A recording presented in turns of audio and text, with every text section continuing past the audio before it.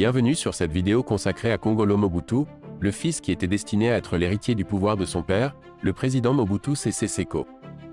En seulement quelques minutes, nous allons explorer la vie de Kongolo Mobutu et son rôle en tant que membre de la dynastie Mobutu. Au plus haut des 32 ans de règne du maréchal Mobutu Sese Seko, ses proches et fils ont tout aussi trôné sur le Zaïre. À l'image de Kongolo Mobutu, 8e enfant de la vénérée Marie-Antoinette, le jeune homme traînait une réputation sulfureuse qui lui avait valu le surnom de Saddam Hussein.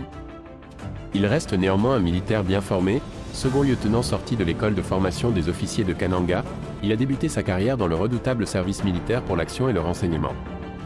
En tant que capitaine, il était secrétaire personnel du général Bolozi, qui n'est autre que le mari de sa tante.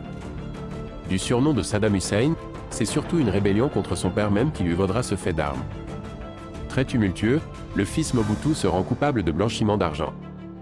Pour fuir son père, Kongolo se réfugie vers la Libye et le Moyen-Orient. Le président Mobutu enverra même une équipe de commandos pour le ramener, mais sans succès. De ce court exil, Kongolo prit le surnom de Saddam Hussein.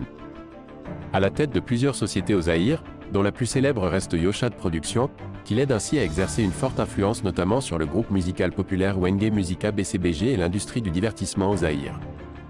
Il força Kofi Olomide à se réconcilier avec Jossar Nyokalongo. Quand Marie-Paul fit dissidence au il confisqua son passeport. Très proche de son père à la fin de son règne, Kongolo est le dernier Mobutu à quitter Kinshasa la nuit même du 16 au 17 mai 1997. En avril 1997 déjà, alors que les forces dirigées par Laurent Désiré Kabila avançaient vers la capitale du Zaïre, il est allégué que Kongolo Mobutu compila une liste de 500 adversaires de son père qui devaient être assassinés.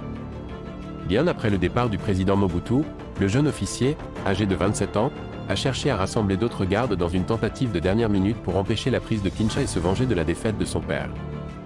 Le 16 mai soir, le capitaine Mobutu a été vu entrer dans le camp Tchatchi où son père a gardé sa résidence définitive à Kinshasa.